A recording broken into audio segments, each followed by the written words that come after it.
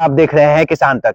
बिहार के युवाओं में जो सबसे ज्यादा सपना होता है, अपने करियर को लेके सीरियस होते हैं, वो होता है सरकारी नौकरी का। और वो चाहते हैं कि सरकारी नौकरी मिल जाए और इसके लिए वो मेहनत भी करते हैं। लेकिन बिहार के बोधगया जिला के रहने वाले किसान श्रीनिवास की कहानी कुछ अलग है। वो एक इंटरनेशनल लेवल का एथलीट बनना चाहते थे और इसी एथलीट के क्षेत्र में उनके बेहतर कार्य को लेकर सरकार के द्वारा सरकारी नौकरी का ऑफर भी मिला था, लेकिन वो उसे ठुकरा दिए। लेकिन समय के काल चक्र के साथ बहुत कुछ बदला और उन्होंने एथलीट का भी क्षेत्र छोड़ के इन दिनों अपने जिले में खेती कर रहे हैं। आखिर वो खेती में क्यों आए, क्या है उनकी खेती की कहानी, और साथ ही साथ जो खेती में वो कार्य कर रहे हैं, वो सबसे बड़ा सफल कार्य ये है कि वो जलकुंभी का वर्मी कंपोस्ट तैयार कर रहे हैं।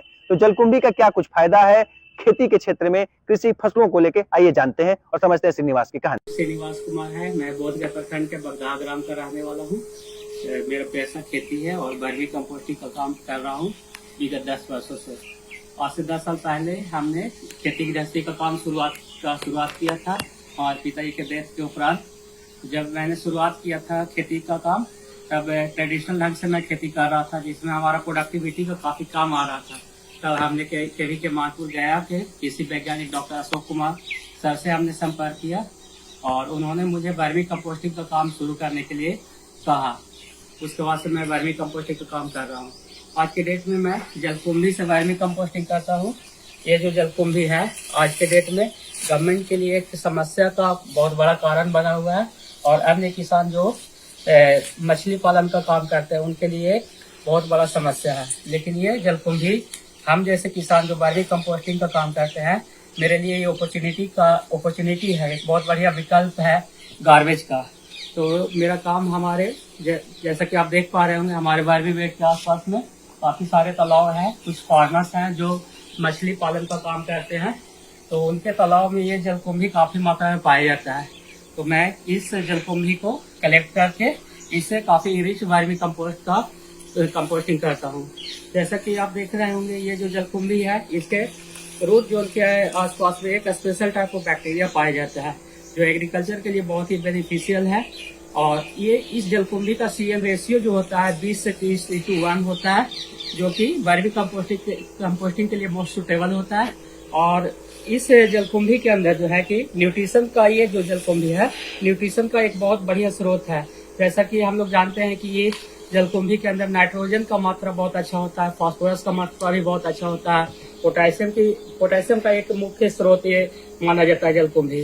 जब ये इस जलकुंभी को हम लोग 70:30 के 1 के रेशियो में जब गोबर के साथ मिक्स करके हम लोग अर्थवर्म को देते हैं, तो हमारा अर्थवर्म के हेल्थ पर एक बहुत बढ़िया प्रभाव छोड़ता है, जिसकी वजह से हमारे अर्थवर्म जो होते हैं उसका ग्रोथ बहुत अच्छा होता है। जैसा कि आप देख पा रहे होंगे, हमारे वर्मी बेड में जो हमने अर्थवर्म का प्रयोग किया हुआ है वर्मी कंपोस्टिंग के लिए, उसका हेल्थ काफी अच्छा है। ये देखिए, इस वीडियो के माध्यम से इस नए कोकुन्स का फॉर्मेशन हो रहा है, अर्थवर्म हमारे हैं, इसका हेल्थ पर भी बहुत अच्छा प्रभाव पड़ रहा है।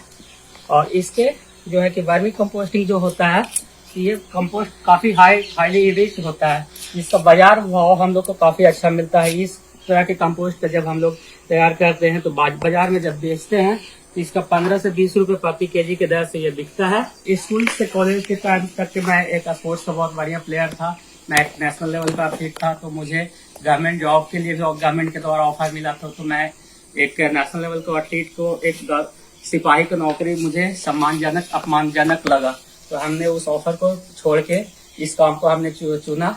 लेकिन ये जो एग्रीकल्चर का फील्ड है, आज के डेट में नई युवा पीढ़ी इसको करना नहीं चाहते हैं, लेकिन मैं नए युवाओं से कहना चाहूंगा कि एग्रीकल्चर जो है आज के डेट में काफी एडवेंचर से भरा हुआ फील्ड है। इसमें भी काफी अच्छा आमदनी आप कमा सकते हैं, न केवल जॉब के माध्यम से, चाहते एग्रीकल्चर करके भी आप अच्छा एक आमदनी कमा सकते हैं। आज के डेट में मैं न केवल वर्मी कंपोस्टिंग से आमदनी कमा पा रहा हूँ, बल्कि मैं नए युवाओं को इसके बारे में इंकरेज करता हूँ। मैं एक जापानीज NGO के लिए भी काम कर रहा था, जो कि निगडा है, जापान द्वारा फंडेड एक NGO है, जिसका एक फैक्टर के पास पर काम कर रहा था, जहाँ ऑर्गेनिक फार्मिंग होती है। वहाँ से भी मेरा वर्मी कंपोस्टिंग का बहुत अच्छा डिमांड आता है। और KV के माध्यम से भी BAU सबौर के एग्रीकल्चर के विद्यार्थी लोग भी हमारे पास इंटर्नशिप के लिए आते हैं। पिछले साल हमारे पास ऊषा मार्टिन एग्रीकल्चर यूनिवर्सिटी रांची के भी विद्यार्थियों को इंटर्नशिप हमने कराया है। इसके अलावा केवी के कृषि विज्ञान केंद्र गया, मानपुर के भी फार्मर्स हमारे पास आते रहते हैं समय समय पे ट्रेनिंग के लिए। और मुझे आत्मा के द्वारा भी 2 साल पहले मुझे एक इंस्ट्रक्टर नियुक्त किया गया था, जो कि मैंने फार्मर्स को भी ट्रेनिंग दिया है। तो मैं कहना चाहूँगा कि ये ओवरऑल एक आमदनी का एक बहुत अच्छा स्रोत है। हमारी वर्मी कंपोस्टिंग से पर मंथ की आमदनी 70 से 80 हज़ार रुपया पर मंथ का आमदनी हो रही है। अगर ये वीडियो आपको पसंद आया है तो इसे लाइक ज़रूर करें। अगर चैनल अभी तक सब्सक्राइब नहीं किया है तो कर लें और नोटिफिकेशन पाने के लिए बेल आइकन भी दबा दें।